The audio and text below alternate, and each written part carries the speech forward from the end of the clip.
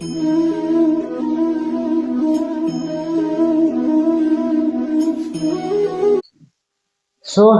हमारा next topic तो हमने प्रीवियस लेक्चर में हमने क्या पढ़ा।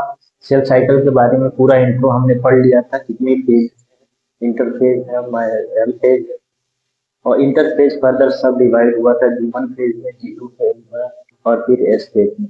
हमने थोड़ा सा पार्ट G1 फेज के बारे में जस्ट पढ़ा था कि एक्चुअल में G1 फेज में क्या होता है, कि सेल ग्रोथ होता है। ये मीन जो सेल का साइज होता है वो इंक्रीज होता है और सेल मैच्योर हो जाता है। दूसरा पॉइंट क्या था कि डुप्लीकेशन होता है। किसका डुप्लीकेशन? जो सेल ऑर्गेनल्स प्रेजेंट है, mitochondria, ribosome, lysosome, endoplasmic reticulum, इन सब का क्या होता है? डुप्लीकेशन होता है। ठीक, यही जीवन फेज में। तीसरा पॉइंट में क्या था कि जो प्रोटीन्स हैं, एंजाइम्स हैं, जो एस फेज में जो एंजाइम्स या प्रोटीन जो लगेंगी डीएनए रेप्लिकेशन, वो भी यही जीवन फेज में ही बनता है। चौथा पॉइंट क्या था कि जब सारा चीज बन गया, जीवन फेज में जो चीजें बननी चाहिए वो बन गई, तो अब क्या? Quality control check.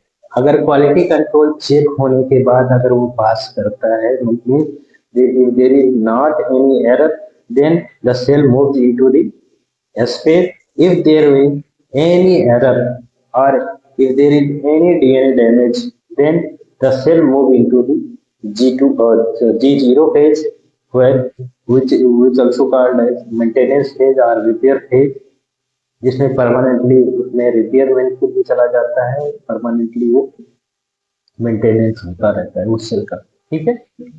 सो जीवन फेज के बारे में हम अपना बात कर रहे थे। क्या क्या चीजें हमने उसमें बात करी थी कि जीवन फेज में क्या होता है। जीवन फेज में पहला तो पहला क्या चीज होता है? पहला चीज न्यूट्रिशन, न्यूट्रिशन या न्यूट्रिएंट एंड एनर्जी सेंसिंग होता है। एनर्जी और न्यूट्रिशन सेंसिंग में क्या रहता है कि सेल क्या करता है? सेल सेल चेक्स, क्या चेक करता है कि जो सेल है उसमें ग्लूकोज का मात्रा सही है, एमिनो एसिड्स जितनी चाहिए सेल डिवीजन में उतनी बनी, एटीपी एटीपी है कि नहीं, क्योंकि एटीपी हर एक फेज में लगने वाली है। जब सेल फंक्शन करेगा तो उसको चलाने के लिए भी तो एनर्जी चाहिए, तो वो सब एनर्जी कहाँ चेक होता है? जीवन फेज। यस, जिसको हम टॉपिक क्या दे दिए? Nutrition and energy sensing. और साथ साथ में क्या होता है? ऑक्सीजन चेक, कि ऑक्सीजन का मात्रा जो चाहिए एक सेल में वो है कि नहीं। ठीक। अगर अगर ये requirement, if the requirement is insufficient, then the cell moves into G0 phase or the cell cycle get stopped or arrested if the nutrient is insufficient. Then cell cycle stop or arrest. Arrest, cell cycle arrest means the cell moves in G0 phase, where the cell goes under the maintenance or repairment. ठीक। दूसरा हम point के लिए क्या ले सकते हैं कि दूसरा पॉइंट हम G1 फेज में पढ़े थे कि cell growth, cell growth, cell का ग्रोथ होता है G1 फेज में और मेटाबॉलिज्म होता है। ठीक। अब सेल का ग्रोथ कैसे होता है ये हम थोड़ा देखने जा रहे हैं। ठीक है। तो सेल ग्रोथ कैसे होता है? जब सेल ग्रोथ के लिए जाता है तो सेल सेल में क्या होती है, different kind of growth factors present, growth factors present होती है जो क्या करते हैं, स्टिमुलेट करते हैं। उस ग्रोथ फैक्टर का नाम क्या है, EGF and PDGF. EGF means epidermal growth factor and PDGF means platelet dependent growth factor। जब ये दोनों एक्टिवेट होती हैं तो ये क्या करती हैं, अपने पार्टिकुलर रिसेप्टर्स पे, जो सेल के सरफेस पे रिसेप्टर्स प्रेजेंट ऑन सेल, जो सेल पे रिसेप्टर्स प्रेजेंट होती हैं उसी पे जाके क्या करती है, बाइंड्स करती है, यही दोनों ग्रोथ फैक्टर्स। और जब ये दोनों ग्रोथ फैक्टर्स ये रिसेप्टर पे जाके बाइंड होती हैं तो यहाँ से एक सिग्नल रिलीज होता है, एक सिग्नल जाता है जिसको हम क्या बोलते हैं, ग्रोथ फैक्टर सिग्नलिंग। तो ये सिग्नल क्या करती है, क्या एक्टिवेट करती है, साइक्लिन को एंड सीडीएस। अब साइक्लिन और सीडीएस की क्या है, साइक्लिन मीन्स एक टाइप का प्रोटीन है या जो हर एक, ये जितनी भी फेज यहाँ पे है हर एक फेज में बनती है और खत्म भी होती है। और साथ साथ में यही साइक्लिन क्या करती है कि एक फेज से दूसरे फेज में सेल को पठाती है, सेंड करती है, ठीक। और सीडीकेएस क्या है, ये साइक्लिन डिपेंडेंट काइनेज है, जो यही साइक्लिन इसी पे आके बाइंड होता है, तब ये जाके एक्टिवेट होता है, ठीक।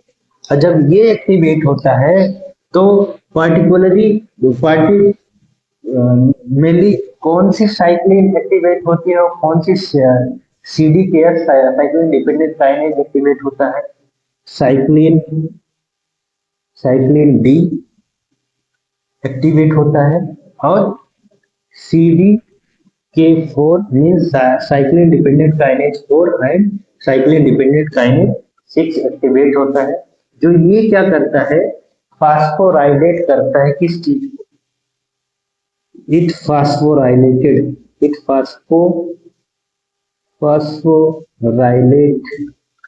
किसको फास्फोराइलेट करता है, आरबी प्रोटीन। आरबी प्रोटीन क्या है, आरबी प्रोटीन को हम बोलते हैं रेटिनोब्लास्टोमा प्रोटीन।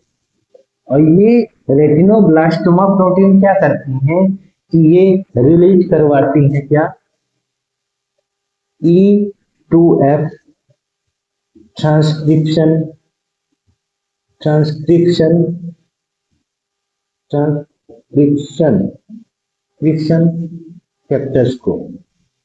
और ये ट्रांसक्रिप्शन फैक्टर्स क्या है, ये क्या करते हैं, ये एक्टिवेट करती हैं जीन को जो डीएनए में होता है, जीन एक्टिवेशन करती हैं। और यही जीन क्या करती हैं, सेल को जीवन फेज से लेके कहाँ पे सेंड करती है, एस फेज, ये the second phase of cell cycle, ठीक है। कंफर्म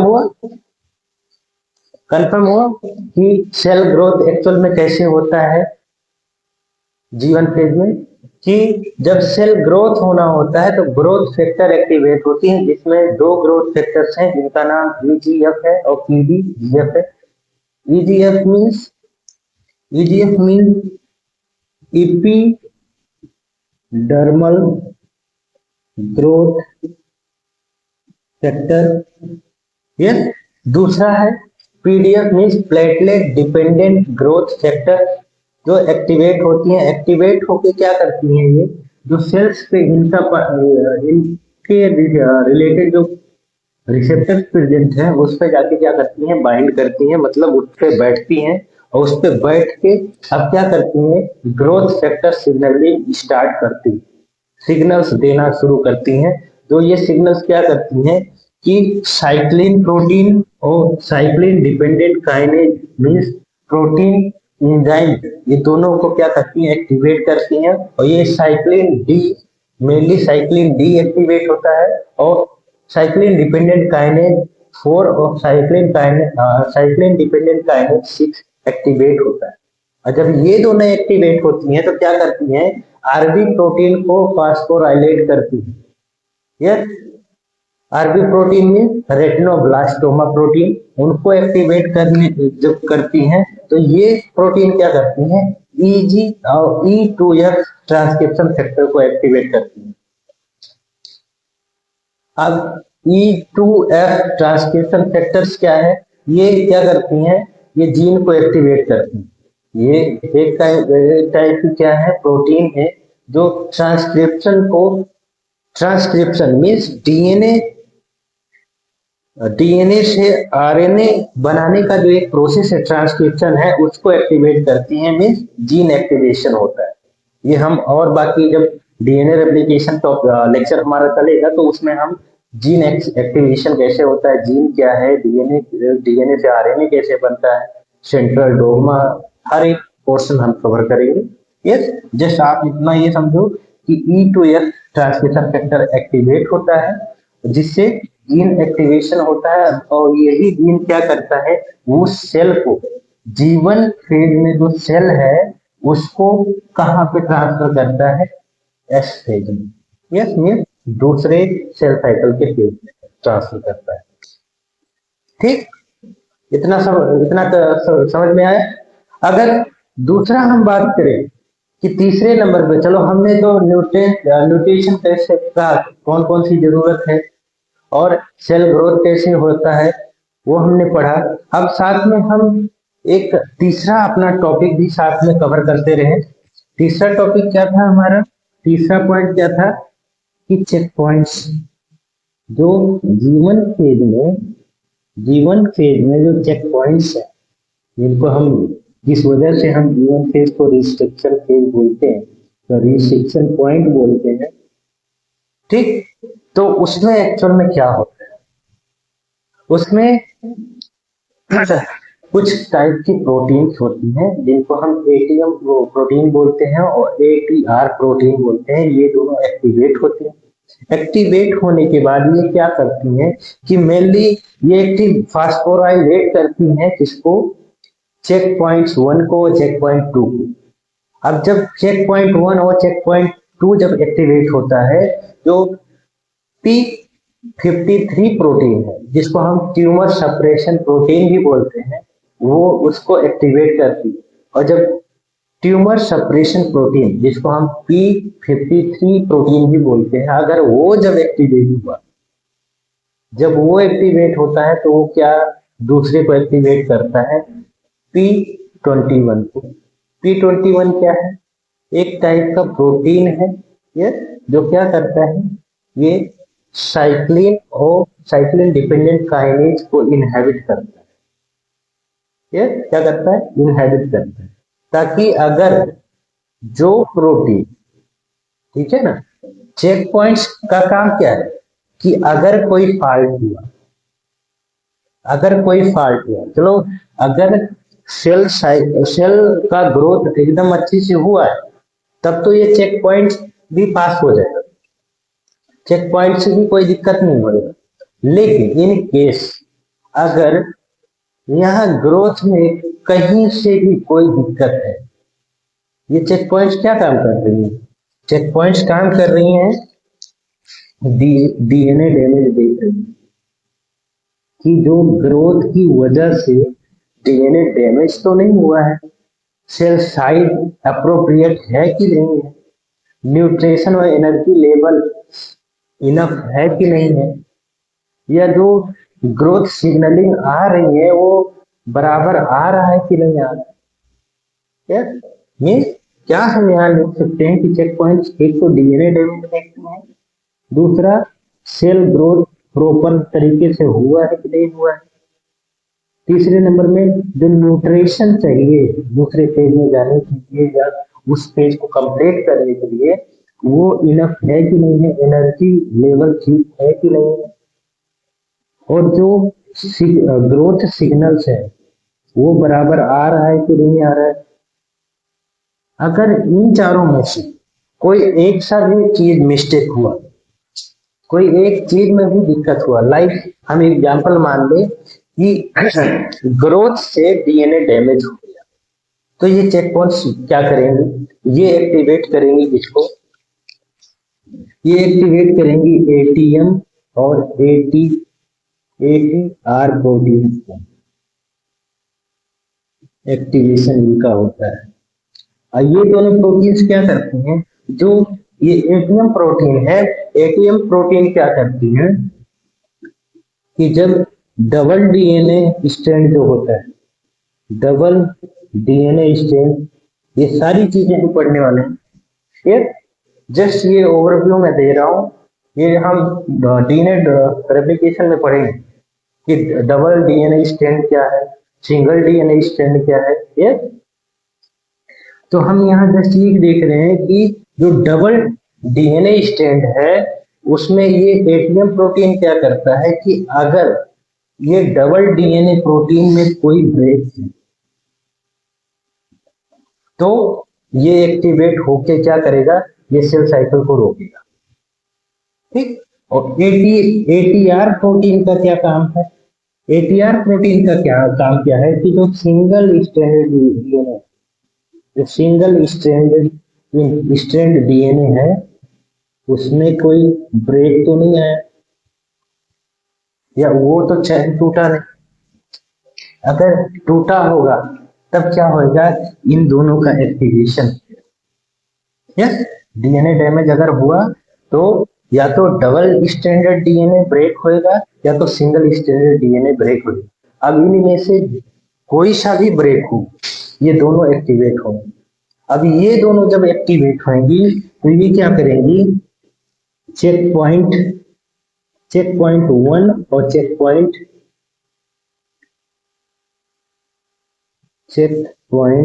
2। चेक पॉइंट 1 को कौन एक्टिवेट करता है, एटीआर। चेक पॉइंट 2 को कौन एक्टिवेट करता है, एटीएम। यस, तो ये जब एक्टिवेट हुई अथवा ये फास्फोराइलेट हुई, जब ये फास्फोराइलेट हुई तो ये क्या करेंगी, ये P57 प्रोटीन को एक्टिवेट करेंगे। अब P3 प्रोटीन क्या करता है, P53 प्रोटीन का नाम हम क्या बोलते हैं, ट्यूमर सप्रेशन प्रोटीन, कि मीन्स कि जब ड्यूरिंग सेल डिवीजन क्या होता है कि कैंसर नाम तो सुने होंगे, कैंसर में क्या होता है कि यही ट्यूमर एक्टिवेट करता है यही P53 प्रोटीन को, और ये इतना ओवर एक्सप्रेस हो जाता है, इतना ज्यादा एक्टिवेट हो जाता है कि और बाकी चीजों को ये ओवरराइड, यस, ओवरकम करते रहते हैं, मतलब कि उसको हर एक चीज को बाईपास करता रहता है। ठीक है, तो हम क्या यहाँ पढ़े कि P53 प्रोटीन जब एक्टिवेट हुआ तो ये P53 प्रोटीन किसको एक्टिवेट करता है, P21 प्रोटीन को।